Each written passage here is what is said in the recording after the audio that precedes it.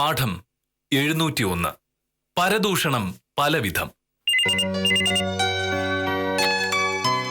Hello, അതെ, K മോഹനകൃഷ്ണനാണ്.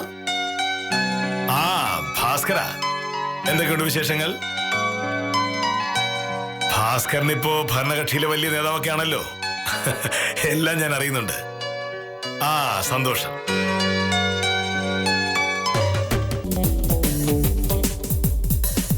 അതെയോ? ഞാൻ അവളോട് സംസാരിക്കാം. ഞാൻ സംസാരിക്കാം. ശരി.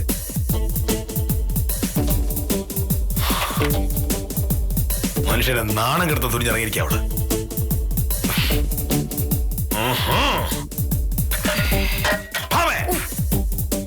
നിനക്ക് ഇന്നലെ കോടതിയിൽ കേസുണ്ടായിരുന്നോ? ഏത് കേസ്? ഇന്നലെ ഒരു 4 കേസ് ഉണ്ടായിരുന്നു. അതിൽ ഒരു പുരുഷോത്തമന്റെ കേസ് ഉണ്ടായിരുന്നോ? ഉണ്ടായിരുന്നു. എന്തായിരുന്നു കേസ്? അതൊരു നിസ്സാര കേസായിരുന്നു മോനേട്ടാ. കള്ളുഷാപ്പി വെച്ച് 1-2 പറഞ്ഞ് തർക്കമായി. പുരുഷോത്തമൻ കൈ കിട്ടിയ കുപ്പി പൊട്ടിച്ച് മറ്റേളെയും കുത്തി. പുരുഷോത്തമനെ പോലീസ് അറസ്റ്റ് ചെയ്തു. അതിന്റെ ഒരു ജാമ്യാപേക്ഷയായിരുന്നു. കൊള്ളാം. നാട്ടുകാർ മുഴുവൻ ബഹുമാനിക്കുന്ന ഒരു വില്ലേജ് ഓഫീസർ കെ മോഹനകൃഷ്ണൻ സാറിന്റെ ഭാര്യ ഒരു കവലച്ചട്ടമ്പയ്ക്ക് വേണ്ടി കേസ് വാദിക്കാൻ പോയിരിക്കുന്നു. നീ ഇങ്ങനെ തുടങ്ങി ഞാൻ എങ്ങനെ പുറത്തിറങ്ങി നടക്കും?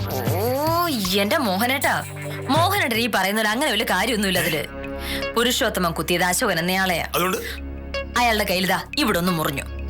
കള്ളുഷാപ്പാകുമ്പോ അങ്ങനെയൊക്കെ ഉണ്ടാവില്ലേ? പക്ഷെ അതിന് പോലീസ് ചെയ്തെന്താണെന്നറിയാമോ? പുരുഷോത്തമനെതിരെ വധശ്രമത്തിന് കേസെടുത്തു. അതിന്റെ വല്ല കാര്യമുള്ളതാണോ? സ്റ്റേഷനിൽ നിന്ന് ജാമ്യം കൊടുക്കാവുന്ന ഒരു കേസ് കോടതിയിൽ എത്തിക്കാൻ പോലീസ് കണ്ടുപിടിച്ചൊരു വഴി. അതത്രേ ഉണ്ടായിരുന്നുള്ളൂ. അല്ല, ഈ മുറിവുറ്റ അശോകന്റെ ചേട്ടൻ ഭാസ്കരൻ ഒരു രാഷ്ട്രീയക്കാരനാ. അയാളുടെ സ്വാധീനം കൊണ്ടാണ് പോലീസ് ഇല്ലാത്ത ഗൗരവം ഈ കേസിൽ കൊടുത്തത്. അങ്ങനെ വന്നപ്പോ കോടതി പോയി പുരുഷോത്തമന് ഞാൻ ജാമ്യം എടുത്തു കൊടുത്തു. അതത്രേ ഉണ്ടായിരുന്നുള്ളൂ. അത്രേ ഉള്ളൂ.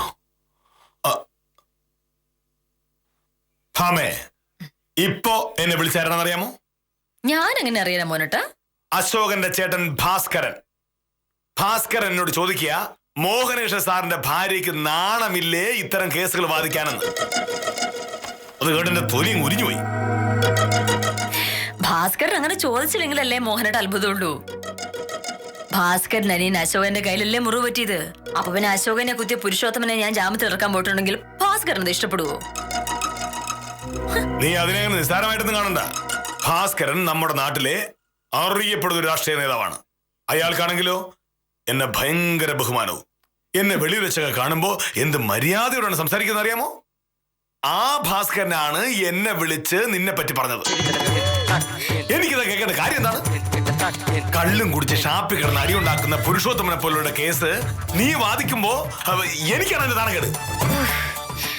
ഭാസ്കരൻ വിളിച്ചാണ് ഇപ്പൊ മോഹനേട്ടന്റെ പ്രശ്നം ആണെങ്കിൽ മോഹനേട്ടൻ പറയുന്ന ഈ മഹാനായ ഭാസ്കരന്റെ മഹാനായ അനിയൻ അശോകൻ ഷാപ്പ് പോയത് എന്തിനായിരുന്നു? ചവിടിക്കാനാ? പറയുമ്പോ എല്ലാരും ശരിയാ. കുപ്പി അശോകന്റെ കിട്ടിയിരുന്നെങ്കിൽ അശോകനും കുത്തിയനെ. അപ്പൊ അശോകനെ ജാമ്യത്തിൽ ഇറക്കാനായിരിക്കും ഞാൻ ചെല്ലേണ്ടത്.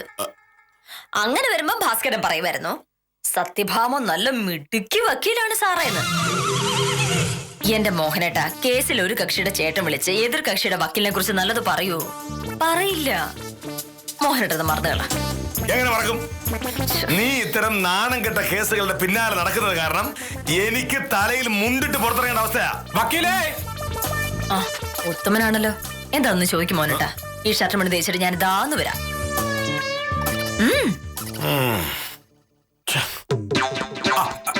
നമസ്കാരം സാർ. നമസ്കാരം. ഉത്തമ വക്കീലിനെ കാണാമെന്നാണ് മനസ്സിലായി. എന്താ കേസ്? സാറിനതെങ്ങനെ മനസ്സിലായി? അത് മനസ്സിലാക്കാൻ അത്ര വലിയ ബുദ്ധിയൊന്നും വേണ്ട.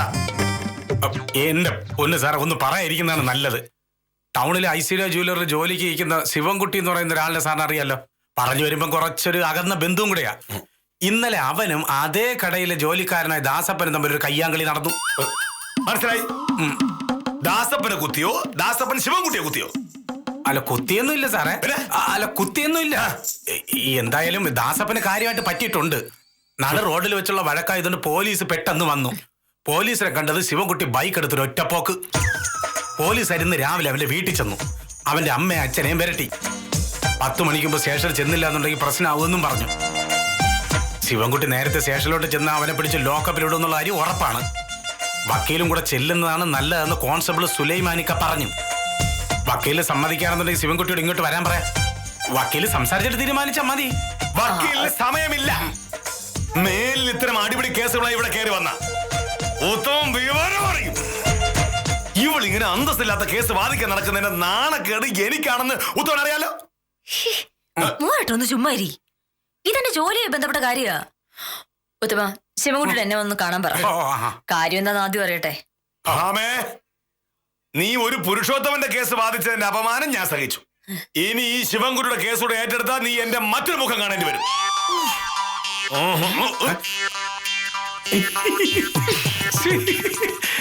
എന്ത് ഡാൻസ് കളിക്കുന്നത്? എന്താ പ്രശ്നം? ഒരു പ്രശ്നമല്ലേ ഉത്തമ. ആരേലും ഫോണിൽ വിളിച്ച് എന്തേലും ഒക്കെ പറയുമ്പോ മോഹനേട്ടൻ അതെല്ലാം വിശ്വസിക്കാൻ നിൽക്കുമല്ലോ. ഇന്നലെ ഞാൻ വാദിച്ചൊരു കേസിന്റെ പേരിൽ ഞങ്ങൾ തമ്മിൽ ചെറിയൊരു ഉടക്കുണ്ടായതേ ഉള്ളൂ. അപ്പോഴാണ് ഈ കേസും കൂടി വന്നത്. അയ്യോ, പ്രശ്നമാവോ വക്കീലേ? സാറ് ഈ ദേഷ്യം എന്റെ അടുത്ത് തീർക്കൂ. ഇങ്ങനെ പേടിച്ചാലോ ഉത്തമ? ഞാനൊരു വക്കീലല്ലേ. ഏതൊക്കെ കേസ് വാദിക്കണം ഏതൊക്കെ കേസ് വാദിക്കണ്ട എന്ന് തീരുമാനിക്കുന്നത് ഞാനല്ലേ. ഉത്തമൻ പെട്ടെന്ന് ശിവൻകുട്ടിയെ വിളിച്ച് എന്നെ ഒന്ന് കാണാൻ പറ. ഞാൻ 10 മണിക്ക് കോടതി പോവും. അതിന് മുന്നേ വരാൻ പറയാം. ശരി. അപ്പൊ ശരി ഉത്തമൻ, ശരി.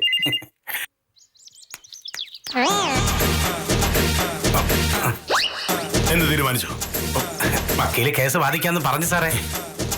ഞാൻ പോയി ശിവൻകുട്ടി ഇങ്ങോട്ട് പറഞ്ഞു വിടാം.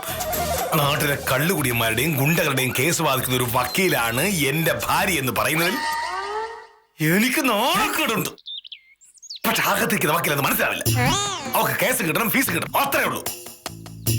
സാറേ, ഞാൻ പറഞ്ഞല്ലോ, വക്കീലെന്ന് പറയുമ്പോ എല്ലാത്തരം കേസും വാദിക്കേണ്ടി വരുമല്ലോ. അങ്ങനെ പലതരത്തിലുള്ള കേസുകൾ വാദിക്കുമ്പോഴാണല്ലോ വക്കീലിന്റെ നാട്ടുകാർ അംഗീകരിക്കുന്നത്. ഇത്തരം തല്ല് കേസുകൾ വാദിച്ച് കിട്ടുന്ന അംഗീകാരം ഭാമയ്ക്ക് വേണ്ടെങ്കിലും അതിപ്പോ വക്കീലല്ലേ സാറേ അതൊക്കെ തീരുമാനിക്കുന്നത്. എനിക്കൊരു കേസ് കിട്ടിക്കഴിഞ്ഞാൽ ഞാനത് വക്കീലിന് കൊണ്ടുപോയി കൊടുക്കും. വക്കീൽ എനിക്കൊരു ചെറിയ കമ്മീഷൻ തരികയും ചെയ്യും. എന്റെ ജോലി അതോടെ തീരുകയും ചെയ്യും. ആ ചെറിയ കമ്മീഷന് വേണ്ടി ഇത്തരം നാണം കെട്ട കേസുകൾ കൊണ്ടുവരാൻ ഉത്തമന് മടിയിലായിരിക്കും. പക്ഷേ ഇനിയും ഇത്തരം ഒരുപാട് കാര്യങ്ങൾക്ക് വേണ്ടി ഉത്തമന് വില്ലേജ് ഓഫീസർ വരേണ്ടി വരും. അപ്പോ ഞാൻ എങ്ങനെയാ പെരുമാറുന്നതെന്ന് ഇപ്പോ എനിക്ക് പറയാൻ പറ്റില്ല. സാറേ, ഇപ്പൊ എന്നോട് ദേഷ്യപ്പെട്ടിട്ട് എന്തോന്ന് കാര്യം? ഉത്തമനാണല്ലോ ഈ കേസ് കൊണ്ടുവന്നത്. ഭാമ അത് വാദിക്കാൻ നയിക്കുകയും ചെയ്തു. ഇപ്പോ ഇതിന്റെ എല്ലാ ഉത്തരവാദിത്വവും ഉത്തമന്റെ കയ്യിലാണ്. ഉത്തമനെ വച്ചിട്ടുള്ളൂ. ഈ കെ മോഹനകൃഷ്ണൻ ആരാണെന്ന് ഉത്തമൻ അറിയാൻ പോകുന്നതേ ഉള്ളൂ. സാറേ, ഇവിടെ കൊണ്ടുവച്ചു.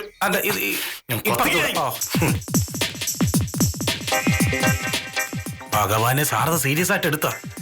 അങ്ങനെയാണെന്നുണ്ടെങ്കിൽ എന്റെ കാര്യത്തിലൊരു തീരുമാനം ആയത് തന്നെ. സ്വന്തം ഭാര്യ നിലക്കിരുത്ത അറിയാതെ എന്റെ മെക്കിട്ട് കയറിട്ടെടുത്തൊന്ന് കാര്യം. എന്റെ മെക്കിട്ടല് കയറാൻ പറ്റൂ. വക്കീലിനോട് വഴക്കിന് എന്നാ സാറ് വിവരം അറിയും. ശരി, ബാക്കി ഓഫീസിൽ എന്നിട്ടാവട്ടെ. നീ എവിടെ ഉണ്ടാവുമല്ലോ. ഓ, ആയിക്കോട്ടെ. ഭർത്താവിന് പ്രയാസമുണ്ടാക്കുന്ന കാര്യങ്ങൾ മാത്രമേ ചെയ്യൂ എന്ന് ഒരു ഭാര്യ തീരുമാനിച്ചാൽ തിരിച്ചെന്താ ചെയ്യേണ്ടതെന്ന് അറിയാവുന്ന ഒരു ഭർത്താവാണ് ഞാൻ. ഇപ്പൊ എന്താണ് പ്രശ്നം? കള്ളുകുടിയന്മാരുടെയും കൂലിത്തല്ലുകാരന്മാരുടെയും കേസ് വാദിക്കരുതേ എന്ന് ഞാൻ പറഞ്ഞിട്ടും നീ അതനുസരിച്ചില്ല. ആ റൗഡിയോട് ഇങ്ങോട്ട് വരാൻ വേണ്ടി നീ ഉത്തമനോട് പറഞ്ഞു വിട്ടു. ഇത്തരം കവലച്ചടമ്പികൾ എന്റെ വീട്ടിൽ വരുന്നത് എനിക്ക് ഇഷ്ടമല്ല. ഓ, അയാൾ ഇവിടെ താമസിക്കാനൊന്നും അല്ലല്ലോ വരുന്നത്. എന്നെ ഒന്ന് കാണാനല്ലേ? വക്കീലിനെ കാണുമെങ്കിൽ വക്കീൽ ഓഫീസ് വരണം. ഇത് മാന്യനായ ഒരു വില്ലേജ് ഓഫീസറുടെ വീടാണ്. ആ തെമ്മാടി എന്റെ വീടിന്റെ പടിച്ച പറ്റിയ അവനും വിവരം അറിയും, നീ വിവരം അറിയും. മോങ്ങാന്റെ അടുത്ത് നായുടെ തലേ തേങ്ങ വീണെന്ന് ഞാൻ കേട്ടിട്ടേ ഉള്ളൂ. ആ ഭാസ്കരൻ രാവിലെ ഫോൺ വിളിച്ച് എന്തിനാണാവോ എന്തോ.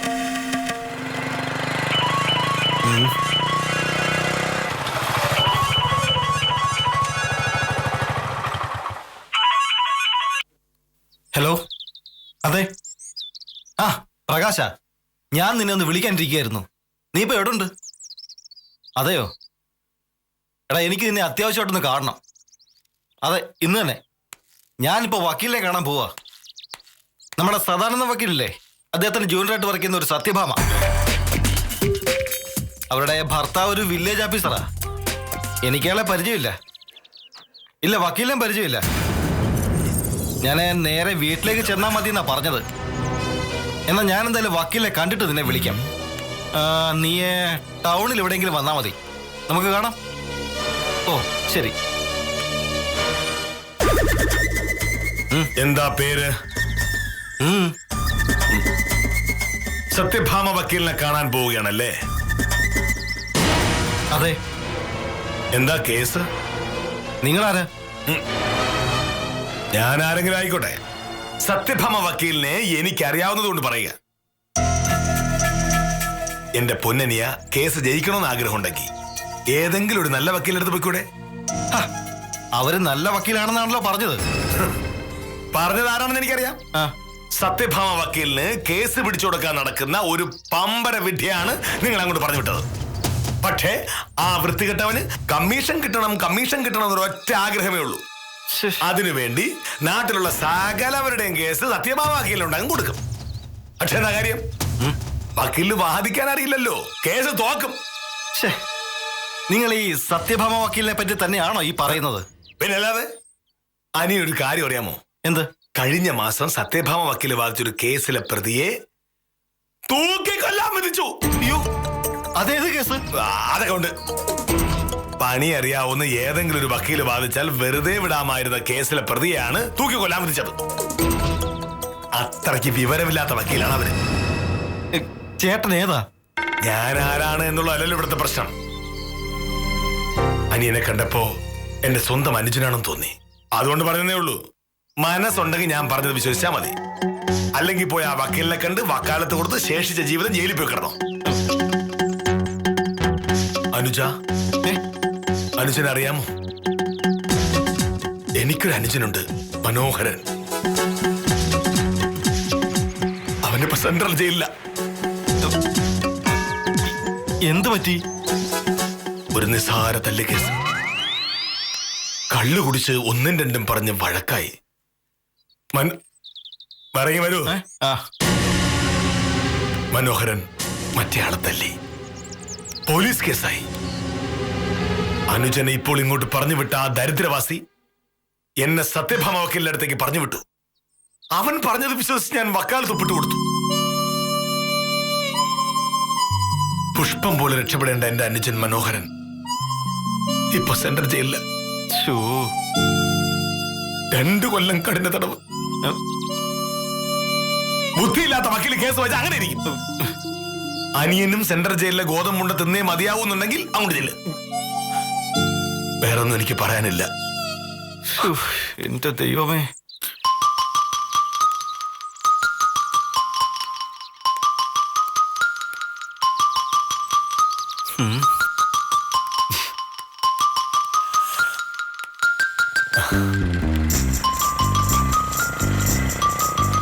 ചേട്ടാ, ചേട്ടാ, ചേട്ടൻ അത്രയും പറഞ്ഞ നിലയ്ക്ക് ഇനി ഞാൻ ആ വക്കീലിനെ കേസ് ഏൽപ്പിക്കുന്നത് ശരിയല്ലല്ലോ. ഞാൻ വേറെ വക്കീലിനെ അന്വേഷിച്ചോളാം. അല്ല, ചേട്ടന്റെ പേരെന്താണെന്ന് പറഞ്ഞില്ല? ഞാൻ മോഹൻലാൽ. മോഹൻലാൽ മോഹൻലാൽ മോഹൻലാൽ നല്ല പേരല്ലേ? പിന്നെ മോഹൻലാൽ എന്ന് പറഞ്ഞാൽ പിന്നെ നല്ല പേരല്ലേ? ഞാനും ഒരു മോഹൻലാൽ ഫാനാണ്. എന്നാ ഞാൻ പോട്ടെ. ശരി. ഭാമേ, നീ ഈ മുത്തവനും കൂടി വിചാരിച്ചാൽ ഒരിക്കലും ഈ മോഹൻലാലിനെ മോഹനേഷനെ തോൽപ്പിക്കാൻ പറ്റില്ല.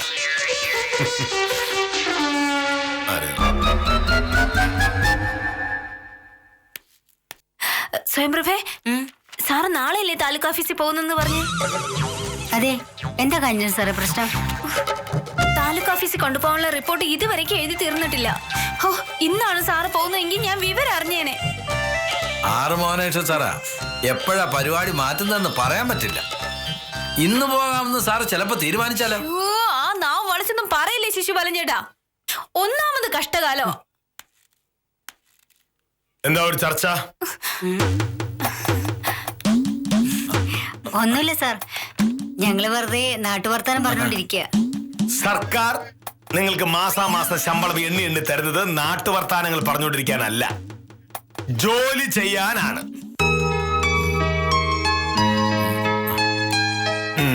സാർ, സാറിനെ കാണാൻ ഒരാള് വന്നിരുന്നു. ഞങ്ങൾ വീട്ടിലേക്ക് പറഞ്ഞു വിട്ടായിരുന്നു. ആര്?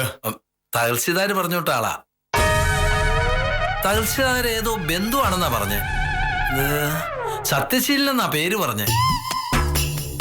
ഒരു കേസിന്റെ കാര്യത്തിന് വക്കീലിനെ കാണണമെന്ന് പറഞ്ഞപ്പോ തഹസിൽദാരാ പറഞ്ഞത് മോഹനേഷ് സാറിനെ പോയി കണ്ടാ മതിയെന്ന്. സത്യഭാമ വക്കീലിനെ പരിചയപ്പെടുത്തി തരുമെന്ന്. സാറ് വീട്ടിൽ നിന്ന് ഇറങ്ങുന്ന നേരം ആയില്ലായിരുന്നു. അതുകൊണ്ട് ഞാൻ അയാളെ അങ്ങോട്ട് പറഞ്ഞു വിട്ടു. ഒരു ചെറുപ്പക്കാരനാ, ബൈക്കിലാ വന്ന്. സാറിന്റെ വീട് കൃത്യമായിട്ട് ഞാൻ പറഞ്ഞു കൊടുത്തായിരുന്നു.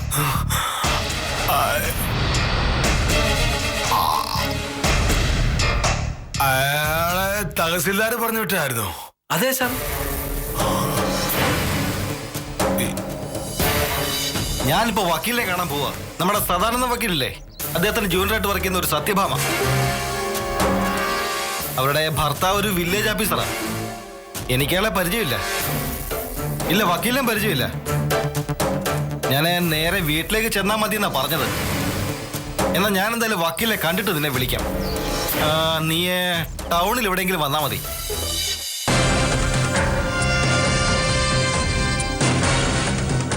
എന്താ സാർ, അയാൾ വന്നില്ലേ?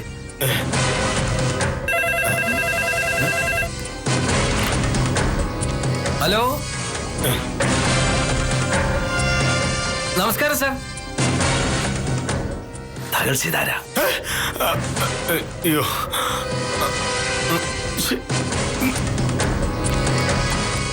സാർ ഞാനിവിടെ ഇല്ലെന്ന് പറയും. എവിടെ പോയെന്ന് പറയും. എവിടെയെങ്കിലും പോയി പറയാം. അല്ലെങ്കിൽ ഞാൻ സ്ഥലം പോയെന്ന് പറഞ്ഞാൽ മതി. എപ്പോ വരുമെന്ന് ചോദിച്ചാ? കൊറേ നാൾ കഴിയുന്നു പറയാം. അല്ല, കുറച്ച് വൈകുന്നു പറയാം. സാർ, മോഹനൻ സാറ് ഇവിടെ ഇല്ല. ഒരു സ്ഥലം അളക്കാൻ പോയതാ. വരുമ്പോ ഞാൻ അങ്ങോട്ട് വിളിക്കാൻ പറയാം. ശരി സാർ. എന്താ സാർ പ്രശ്നം? ഓഫീസിൽ വരുന്ന ആളെ വീട്ടിലേക്ക് പറഞ്ഞു കൊടുത്തില്ല.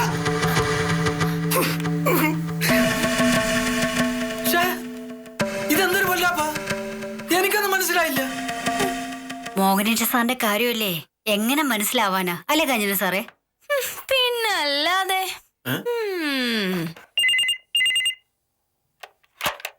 ഹലോ, അതെ. ആ, ശിവൻകുട്ടി, ജാമ്യം കിട്ടിയല്ലോ അല്ലേ? ആ, ശരി. മേലിൽ ഇമാതിരി കേസിന് എന്നെ വിളിക്കരുത്. വഴി കിടന്ന് അടിയുണ്ടാക്കുന്നവരെ പോലീസ് സ്റ്റേഷനിൽ ഇറക്കലല്ല എന്റെ പണി. മനസ്സിലായല്ലോ? ഉത്തമൻ എനിക്ക് വേണ്ടപ്പെട്ട ആളായതുകൊണ്ട് മാത്രമാ വിദ്യാലക്ഷ്മിയെ സ്റ്റേഷനിലേക്ക് വിട്ടത്. ഫീസൊക്കെ വിദ്യയുടെ കൊടുത്താൽ മതി. ശരി.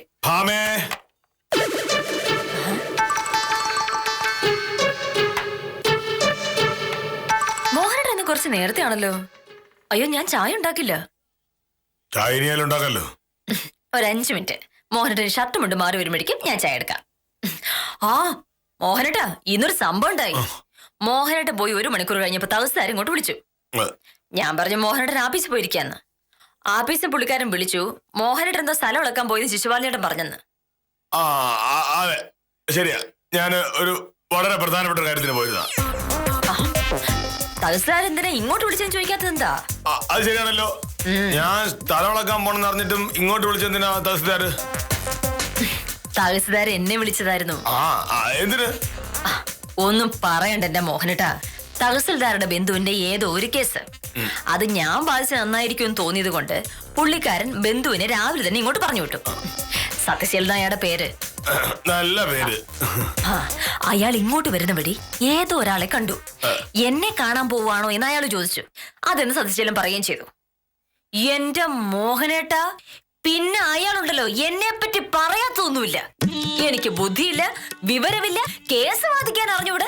ഞാൻ വാദിച്ച കേസെല്ലാം തോക്കലാണ് പതിവ്. കഴിഞ്ഞ മാസം എന്റെ ഒരു കക്ഷിയെ തൂക്കിക്കൊല്ലാൻ വിധിച്ചു എന്നു തുടങ്ങി ആ വൃത്തിയോട്ട് പറയാനൊന്നും ബാക്കിയില്ല. ആർക്കറിയാം? ആരായാലും എന്റെ കൺമുല്ലെങ്ങാനും അയാളെ കിട്ടിയ അയാളെ നട്ടലേ ചവിട്ടിടിക്കും. ഇല്ലെങ്കിൽ പെട്ടെന്ന് കത്തിക്കും ഞാൻ. ഓലവരാതി. മോഹനേട്ടാ, ഞാൻ കോപ്പി അടിച്ചാണ് എല്ലാം വിജയിച്ചതെന്ന് അയാൾ പറഞ്ഞു.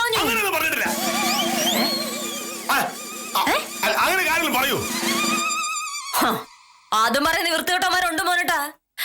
സത്യശീലൻ തിരിച്ചെന്ന് തഹസാരോട് കാര്യം പറഞ്ഞു. അതാ തഹസാർ എന്നെ വിളിച്ചത്. ഏതെങ്കിലും ശത്രു ആയിരിക്കും, അല്ലാതെ ആരാ ഇങ്ങനെയൊക്കെ പറയാൻ പോകുന്നത്? നീ പോയി ചായ എടുക്ക്, ഞാൻ ഷർട്ട് വാങ്ങിട്ട് വരാം. ആ ഫോൺ അടിക്കുന്ന മോനട്ടാ, അതൊന്നും എടുക്ക്. ചെല്ലേ. അതെങ്കിൽ അത്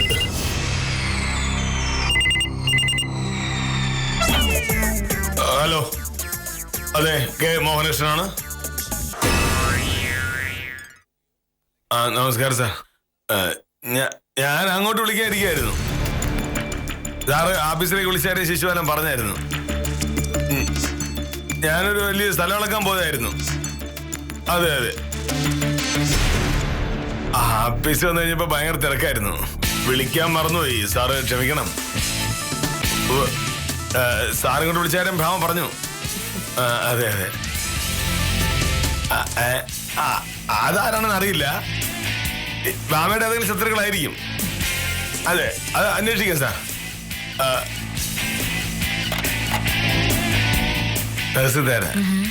നിന്നെ അനാവശ്യം പറഞ്ഞ ആളെ പറ്റി അന്വേഷിക്കണമെന്ന്. നിന്റെ ശത്രുക്കൾ ആരെങ്കിലും ആയിരിക്കും എന്നാണ് തഹസിൽദാർ പറഞ്ഞത്. അതിനി മോഹനയുടെ അന്വേഷിക്കാനൊന്നും പോകണ്ട, പോട്ടെ. അല്ല, അങ്ങനെ വിട്ടാൻ പറ്റില്ലല്ലോ. അവനൊക്കെ പിടിച്ച് പോലീസിൽ ഏൽപ്പിക്കാൻ വേണ്ടത്. വേണ്ടത് അത് തന്നെ മോഹനട്ടാ. പക്ഷെ എനിക്കതൊന്നും ഇഷ്ടമല്ല. അതെന്താ? അലക്കി തേച്ച ഷർട്ടുമുണ്ടും, കണ്ടാൽ സുന്ദരൻ, കയ്യിലൊരു വളകാലം കൂടെയും ബാഗും. ഈ രൂപത്തിലുള്ള ഒരാളാണ് സത്യശീലോട് അങ്ങനെയൊക്കെ പറഞ്ഞത്. പേര് കെ മോഹൻലാൽ. എന്റെ അറിവിൽ ഈ പറഞ്ഞ രൂപത്തിൽ ഒരൊറ്റയാളെ ഈ ഭൂമിയിലുള്ളൂ. അയാളെ പോലീസ് പിടിച്ചിട്ടുണ്ടെങ്കിൽ ഞാൻ തന്നെ ജാമ്യത്തിൽ ഇറക്കാൻ പോകേണ്ടി വരും. എന്താ ഈ പറയുന്നത്? അയ്യോ മതി. തഹസിൽദാരെ വിളിച്ച നിമിഷമേ എനിക്ക് കാര്യം പിടികിട്ടിയതാ. രാവിലെ ഉത്തമം കൊണ്ടുവന്ന കേസ് ഞാൻ ഏറ്റതിന്റെ പേരിൽ വില്ലേജ് ഓഫീസറെ കാണിച്ചു കൂട്ടിയ പരാക്രമമാണ് ഇതെന്ന്. അതെ മോനട്ടാ, താൻ കുഴിച്ച കുഴിയിൽ താൻ തന്നെ വീഴും എന്ന് പറയുന്നത് ഇതിനെയാണോ മോനട്ടാ? എന്നെ പറ്റി പറഞ്ഞ് ഞാനങ്ങ് ക്ഷമിച്ചു. പക്ഷെ തഹസിൽദാരെ പറ്റി പമ്പര വിട്ടി വൃത്തികെട്ടോണ്ട് എന്നൊക്കെ പറഞ്ഞില്ലേ? അത് മോഹനേട്ടനാണെന്ന് തഹസിൽദാർ അറിഞ്ഞാലുള്ള അവസരം ആലോചിച്ച് വയ്ക്കാൻ മോനട്ടാ. തഹസിൽദാർക്ക് എങ്ങനെ മനസ്സിലാവണ ഞാനാണെന്ന്? നിനക്ക് മാത്രമല്ലേ അത് അറിയത്തുള്ളൂ. നീ എന്തായാലും അത് തഹസിൽദാരോട് പറയില്ലല്ലോ. എന്തൊരു പാവാന്ന് നോക്കി. രാവിലെ ഇങ്ങനെ ആയിരുന്നില്ലല്ലോ.